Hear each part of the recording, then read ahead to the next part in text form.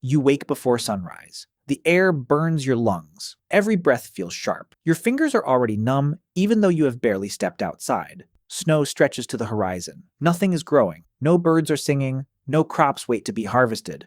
No store exists a few minutes away. Now imagine living like this every single day. Not for a week, not for a month, for years. Around 26,500 years ago, during the coldest phase of the Last Glacial Maximum, huge parts of Europe and northern Asia were locked beneath enormous ice sheets. In some places, average temperatures were 10 to 15 degrees Celsius colder than today. Entire landscapes became frozen grasslands where winter could dominate most of the year. Yet humans didn't disappear. They spread farther. They hunted larger animals. They raised children. They survived. The strange part is that they did it without central heating, insulated jackets, electricity, antibiotics, or supermarkets. Everything you think you need to survive winter had not been invented yet. And once you understand how they managed it, you begin to see that one of humanity's greatest inventions wasn't a tool. It was cooperation. Around 30,000 years ago, in what is now the Czech Republic, people built one of the most remarkable settlements ever discovered. The site is called Dolní Věstonice. Archaeologists first began excavating it in the early 20th century. What they uncovered completely changed how scientists viewed Ice Age people. Before these discoveries, many imagined prehistoric humans wandering endlessly across frozen wilderness with almost no planning. The evidence suggested something very different. Researchers found carefully arranged hearths, storage pits, stone tools, animal bones, burials, even some of the world's earliest known ceramic objects. This was not a random camp. It was a community. The people living here understood that surviving winter was impossible alone. Every fire had to be maintained. Every hunt had to succeed often enough to feed many mouths. Every child represented the future of the group. Failure wasn't an inconvenience. It meant death. One successful mammoth hunt could provide thousands of kilograms of meat and fat, but bringing down an animal that weighed 6 to 8 tons required planning that began days before the hunt itself. Hunters studied migration routes. They learned where rivers froze. They recognized footprints hidden beneath fresh snow. They knew which valleys trapped animals and which allowed escape. This wasn't luck. It was accumulated knowledge passed across generations. Every winter became a classroom. Every mistake became a lesson that someone else might survive because of. But even successful hunts created another problem. How do you keep food from disappearing? Today, refrigeration keeps meat fresh. Ice Age people discovered another solution: nature itself. When temperatures remain below freezing for weeks or months, the landscape becomes an enormous freezer. Frozen meat could last much longer than it would during warmer seasons. But that didn't solve everything. Predators could still smell it. Wolves, hyenas, cave lions, even bears emerging during warmer periods. Protecting food became just as important as finding it. At several Upper Paleolithic sites across Europe, archaeologists have discovered concentrations of animal bones surrounding ancient camps. These weren't simply leftovers. Many researchers believe they reflect organized processing areas where entire animals were butchered before usable parts were carried into safer living spaces. Nothing went to waste. Muscle became food. Fat became survival. Bones became tools. Tendons became thread. Hides became clothing.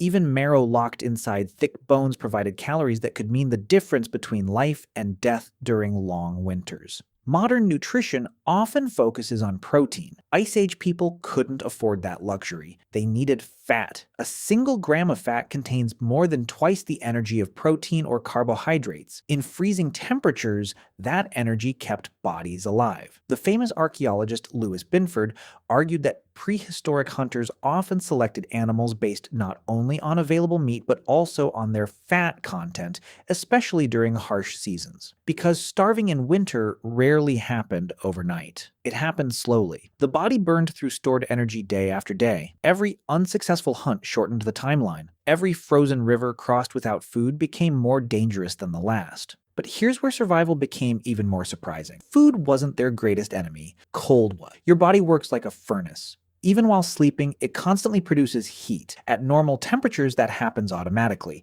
But once the environment becomes cold enough, your body begins sacrificing energy simply to stay alive. Modern studies estimate that severe cold exposure can dramatically increase daily calorie requirements. For Ice Age humans walking long distances through snow, those needs became enormous. Without enough food, body temperature begins to fall. Hands stop working properly, decision-making slows, speech becomes difficult. Eventually, the body shuts itself down. Ancient people understood none of the biology, but they understood every symptom because they had seen it happen. That understanding shaped everything they built. Every shelter, every fire, every piece of clothing, every sleeping arrangement. Nothing existed for comfort, everything existed for heat. Around 15,000 years ago in what is now Ukraine, people built homes unlike anything archaeologists expected. At the site of Mezhyrich, researchers uncovered circular structures built largely from mammoth bones. Hundreds of bones formed the framework. Large hides likely covered the outside. Inside, fireplaces burned near the center. These weren't caves. They were engineered shelters.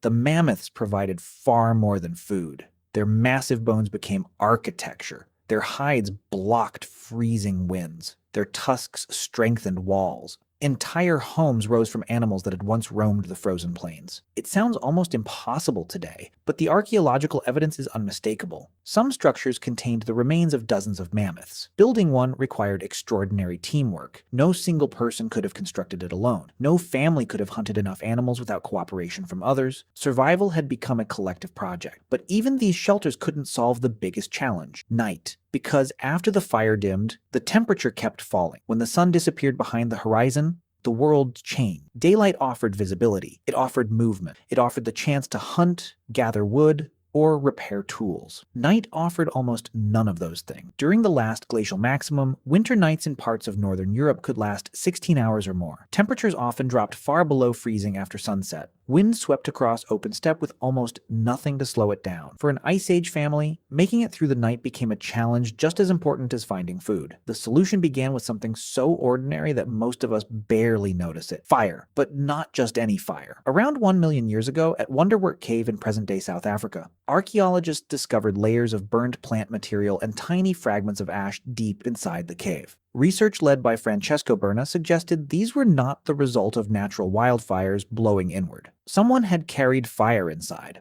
Long before the Ice Age reached its coldest point, humans had already begun learning the hardest lesson about fire. Starting it mattered. Keeping it alive mattered even more. Without waterproof matches or lighters, a fire that went out during a snowstorm could become a catastrophe. Many anthropologists believe prehistoric groups treated fire almost like another member of the community. Someone always watched it. Someone always fed it. Someone always protected it from wind and moisture. The fire was never simply warmth, it was security. It dried wet clothing. It melted snow into drinking water. It hardened wooden spear tips. It cooked food that was easier to digest, and perhaps most importantly, it changed the way humans slept. Today, most people sleep alone or with one other person. For much of prehistory, that would have made little sense. Every human body produces heat. Packed closely together, several people lose less heat than they would individually. This principle is still used today by mountaineers and survival experts facing hypothermia. Your own body becomes someone else's insulation. Evidence from ethnographic studies of hunter-gatherer societies, including the Hadza of Tanzania and the San people of southern Africa, shows that communal sleeping around a central fire remained common well into the modern era. While these groups are not Ice Age people, anthropologists use their practices carefully to help interpret archaeological evidence. The pattern appears again and again. Small fires, shared sleeping spaces, multiple generations together, grandparents, parents, children, not because it felt cozy, because it conserved precious energy. Every degree of warmth mattered, but warmth created another danger: smoke. Unlike modern fireplaces with chimneys, prehistoric shelters often trapped smoke inside. At first glance, that seems like a terrible design. Yet archaeologists studying ancient dwellings have proposed something surprising. A slow, smoky fire may actually have helped. Smoke discouraged mosquitoes and insects during warmer seasons. It also helped preserve hides hanging inside shelters. And while breathing smoke certainly carried health risks,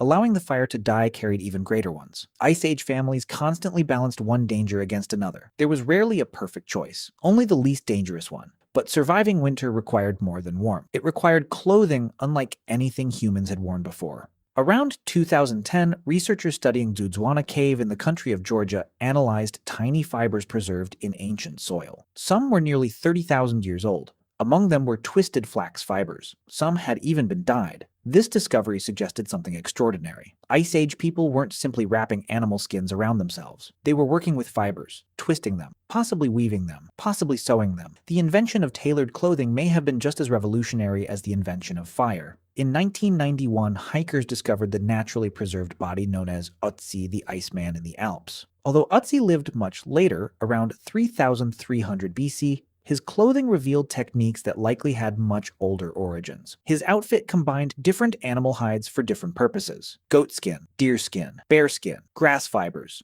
Every material had a role. Some trapped heat, some resisted moisture, some remained flexible. Ice Age clothing probably followed similar principles. The archaeological record also contains another remarkable invention: bone needles. Some of the oldest known examples date back more than 40,000 years, discovered across Siberia and Eurasia. Unlike simple awls, these needles had carefully drilled eyes. That single hole changed everything. Instead of loosely wrapping hides around the body, people could stitch clothing that fit closely. Loose clothing traps cold air. Tailored clothing traps warm air. The difference could determine survival. Modern laboratory tests show that even small improvements in insulation dramatically reduce heat loss. Ancient humans didn't calculate thermal efficiency.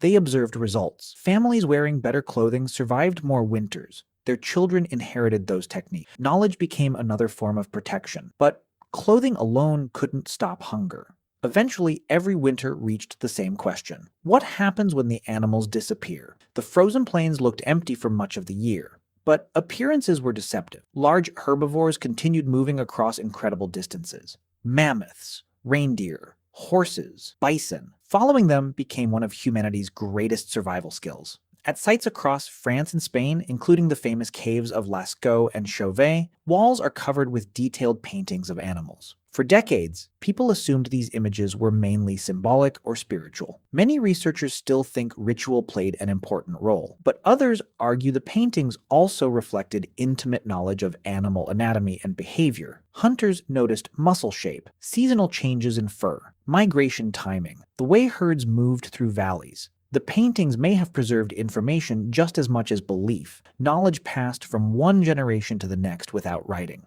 Every successful hunt depended on memory. Children learned tracks before they ever carried a spear. They learned which footprints belonged to wolves, which belonged to reindeer, which were fresh, which were already hours old. This education began almost as soon as they could walk. By adulthood, many could read the snow the way you read words on a page, yet even perfect tracking could not guarantee success. Storms erased footprints, animals changed direction, herds migrated earlier than expected, and every failed hunt carried consequences. Because winter was relentless, it never stopped demanding energy, it never stopped testing judgment. And sometimes, the greatest threat wasn't outside the shelter at all. Sometimes it was the human body itself. Hunger does something strange to the human mind. At first, it is only discomfort. Then it becomes distraction. Eventually, it changes the way you think. Modern researchers have seen this happen under controlled conditions. During the Minnesota starvation experiment in 1944, physiologist Ansel Keys studied the effects of prolonged calorie restriction on healthy volunteers. As their bodies lost weight, their concentration faded, their emotions shifted. Many became obsessed with food. Ice Age humans never participated in an experiment like this. They lived it, every winter, for tens of thousands of years. Unlike modern famines, there was no relief convoy coming over the horizon, no emergency shelter, no stocked warehouse. If food ran out, the only solution was to find more. That constant uncertainty shaped the human body itself. Our ancestors evolved to store energy whenever they could. Body fat became more than extra weight. It became insurance. Evolutionary biologists often call this the energy buffer. During times of abundance, surviving meant preparing for scarcity that had not yet arrived. You still carry that inheritance. Your body does not know that refrigerators exist. It still behaves as if another Ice Age winter could begin tomorrow. But surviving winter was never only about calories, it was also about healing. Imagine cutting your hand while shaping a stone tool. Today, you might rinse the wound, apply antiseptic, and cover it with a bandage. 25,000 years ago, a small infection could become life-threatening. Yet archaeology tells a surprising story. Many prehistoric skeletons show evidence of severe injuries that healed completely.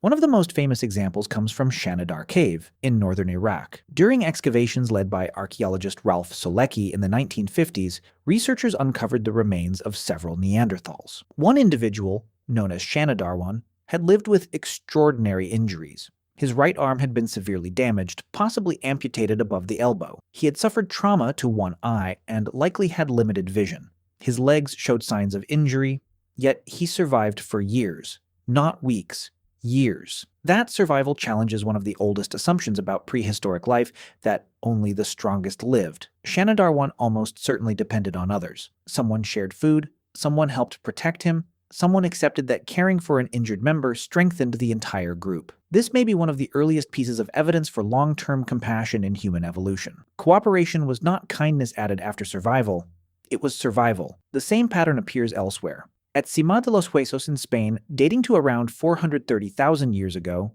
researchers found fossils showing healed fractures and long-term disabilities. Again and again, prehistoric humans survived injuries that would have been impossible without social support. The Ice Age selected for more than strength. It selected for communities. Then there was the mind. Winter did not only test muscles, it tested memory. There were no maps, no written instructions, no GPS. Yet groups migrated across thousands of kilometers with astonishing precision. Genetic evidence suggests that modern humans expanded from Africa roughly 60,000 to 70,000 years ago, eventually reaching Europe, Asia, Australia, and later the Americas. Each migration demanded detailed knowledge, where rivers froze safely, where fresh water remained available, where herds returned every spring, which valleys flooded after snowmelt. That information could not disappear when one person died. It had to be remembered. Anthropologists often describe human culture as an external memory system. Knowledge lived inside people. Parents taught children.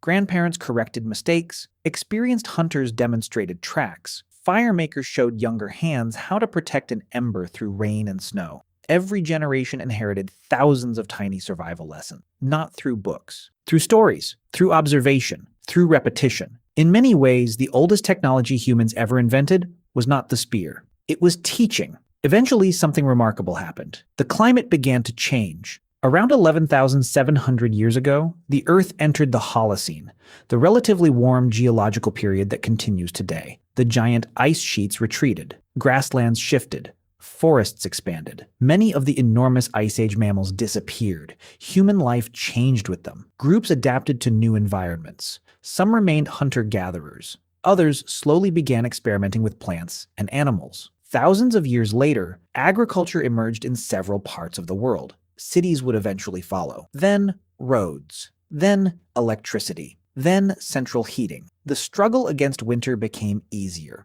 but it never truly disappeared. Every insulated home, every winter coat, every wood stove, every hot meal on a freezing evening. They are all answers to the same problem our ancestors faced beneath Ice Age skies. The difference is that today, most of those answers are invisible to us. You turn a thermostat. They built a fire that could not go out.